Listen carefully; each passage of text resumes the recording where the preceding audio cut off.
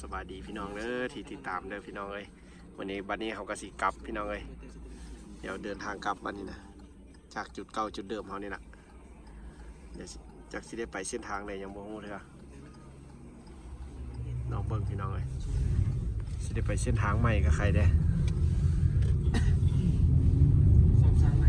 จากจุดเก่าจุดเดิมเขามาพี่น้องเบิ่งเมืองบ้านเพิ่นอีกครั้งหนึ่งพาพี่น้องขี่รถอ้อมเมืองสิได้อ้อมบ่สิไปทางไหนลองเบิ่งเด้อ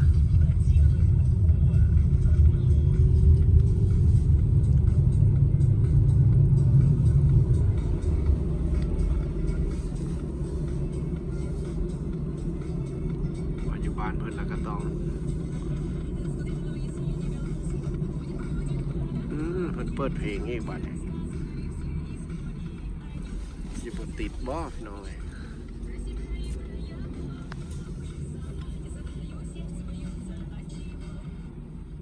Наличку поменялась. Да, на лиском. А? На лиском. Только без дачи, да? Да. Все, ништяк. นั่งแท็กซี่พี่น้องคือเก่าแต่คันใหม่พี่น้องบ่เป็นคันเก่า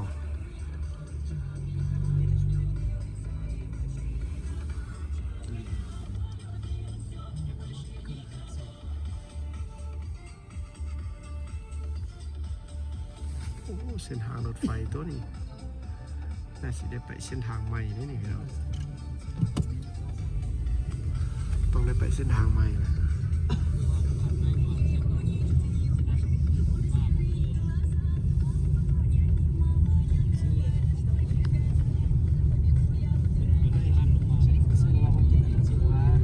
พาออกไปเส้นทางใหม่ได้แม่สิได้เห็นบรรยากาศใหม่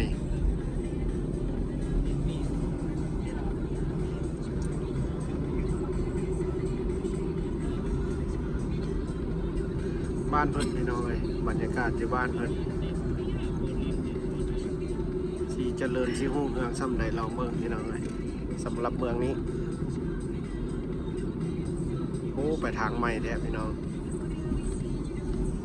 เอาจะเห็นบรรยากาศนำกันเด้อพี่น้องเลยอ๋อนั่นก็เป็นน้ำมันเลยพี่น้องรถไฟเพิ่นส่งสินค้านะ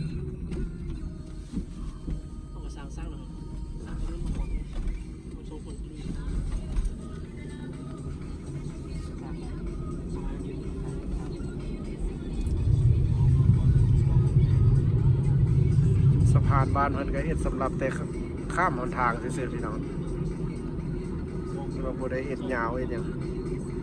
เพราะว่ารถบ้านเพิ่นก็บ่ได้หลายพี่น้อง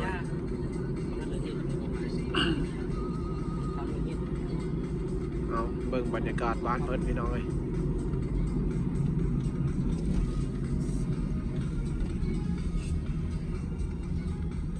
อยู่เมืองหนาว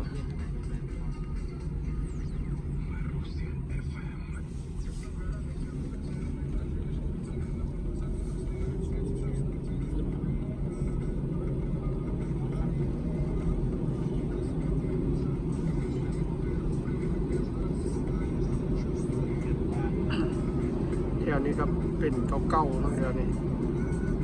เศร้าๆมองๆ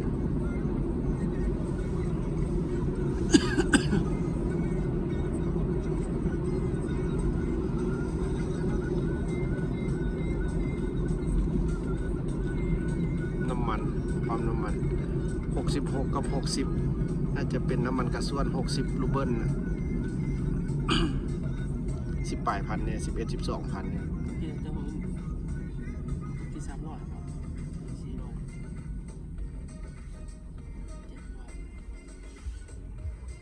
บ้านเพิ่น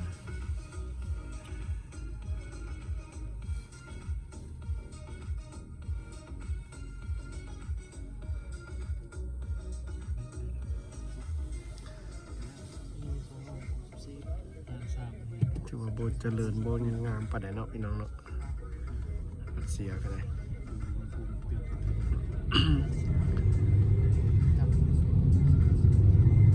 เงินซานถือว่าคณะเบิ้งอยู่ทางนอกกับโบถือว่าบ่มีสีสันหลายพี่น้องเลยแต่ถ้าเข้าไปในมันจะตกแต่งทางในอยู่รัสเซียเลย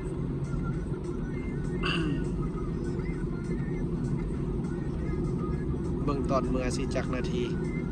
ตอนมาเป็น17 นาที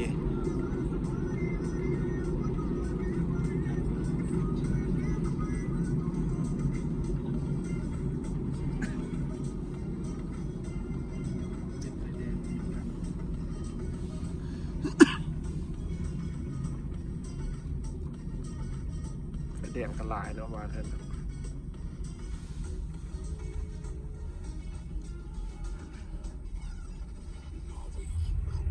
มักขนาดได้ขี่รถบรรยากาศเข้มทางมีป่าไม้สิ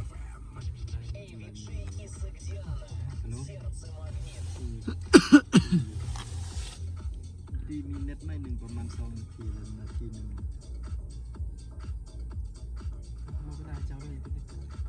ขี่รถไปห้องนอน 5 นาทีแล้วพี่น้องคือสิโดดกดเก่าบ่ใช่ไหม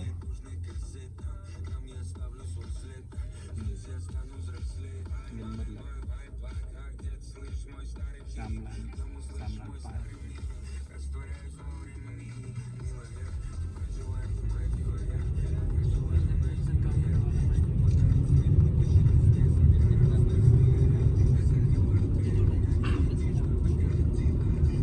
พี่น้องรถรางบ้านเพิ่นก็ถือว่าบ่มีรถไฟฟ้าเด้อพี่น้องมีก็บ่หลายมีอยู่ครับบ่หลาย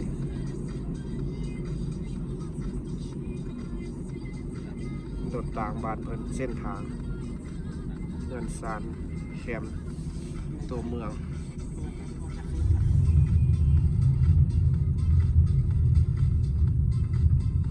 มากับหมู่นำกัน4 คนขี่รถเลาะเมือง เสื้อจะพอดที่มันเอาไปเยี่ยมเลย ห่างนะห่างก้อนหนึ่งจะไปวัดก็ได้เสียงรวมเสียงเป็นมาเดียวจุดกัน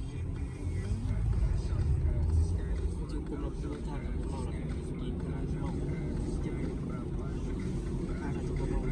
อยู่บ้านเพิ่นนั่งแท็กซี่ นั่งนั่ง เอาพี่น้องเลยขอบใจที่ติดตามเบิ่งวิถีชีวิตอยู่พี่เด้อพี่น้องเลยการเป็นอยู่ของพวกเขาใช้ชีวิตอยู่พี่ เอากับมีแต่ภาพบรรยากาศแบบนี้เด้อให้เบิ่งพี่น้องเลยชีวิตแต่ละมื้อแต่ละวัน ความเป็นจริงสภาพชีวิตอยู่รัสเซียพี่น้องเลยบ้านเพิ่น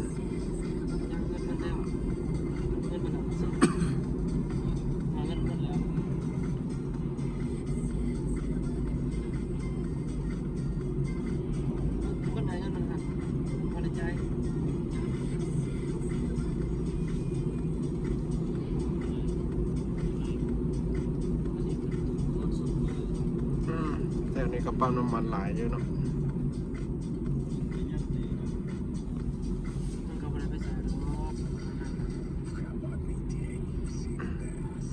8 นาทีแล้วพี่น้องเลย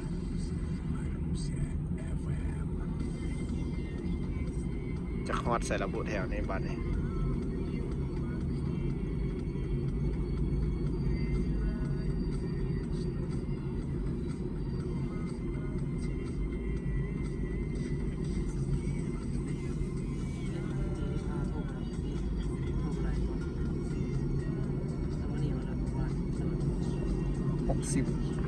60กับ66ลูเบิ้ล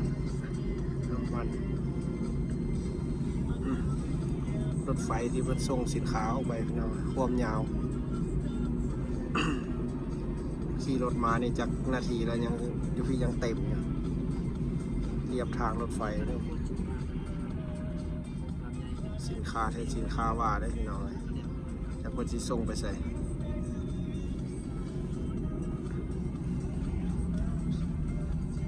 ยาวเป็นตั้งว่า5-6 หลักพวกนี้ผมยาว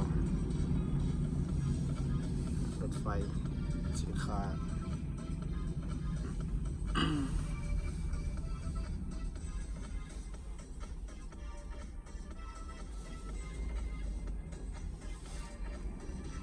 นั่นที่มันบุคันโซวันต่างเล่นไหนที่ในวันที่ตัวหาเนาะยำใดนะที่ว่ามีชื่อเฟซจะยำไม่ได้เป็นบุคคล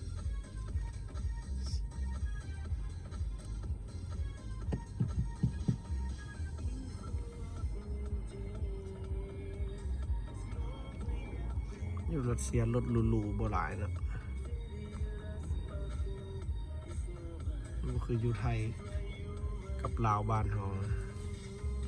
รถหรูๆลาๆเป็นปาราโดบ่แม่น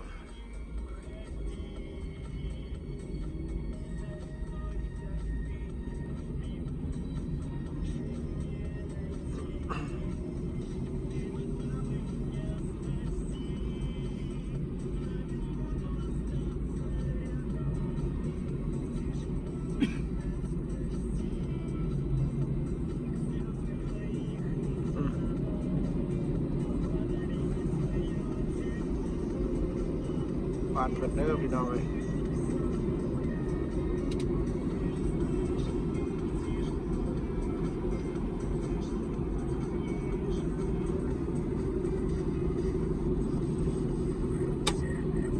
รัสเซีย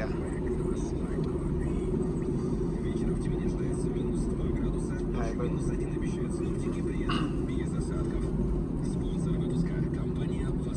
คือสิฮอดไวอยู่11 นาทีสิฮอดแล้วนี่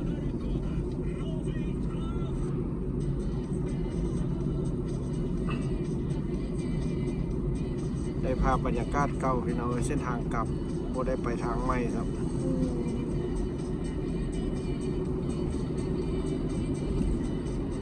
มื้อหน้าเราเบิ่งมื้อหน้าจะไปใหม่อีกไปเส้นทางใหม่มื้อหน้า คิดว่าสิได้ไปโค้งทางใหม่มาทางเก่าเลย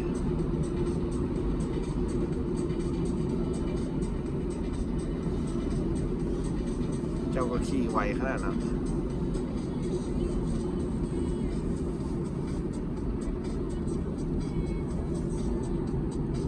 เอาพี่น้องฮอดละฮอดตึกนี่แล้วก็แม่นฮอดเฮือนเอาละนี่ตึกทางหน้าเบื้องซ้ายเฮือนเราก็สิอยู่ข้างหลังไปครับ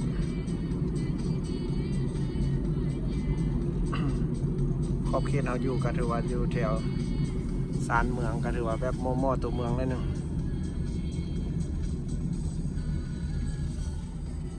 ตัวเมืองบ้านเพิ่นน่าจะอยู่แถวแคมทางแม่น้ำพุ่นพี่น้องไปแถวบนเขาไปตลาดพุ่นโดยเส้นทางนี้ก็ถือว่าทางออกเมืองตัวเมืองเอาพี่น้องบรรยากาศก็ถือว่าได้เห็นคลิปต่อไปละจบคลิปซ้ำนี้เด้อ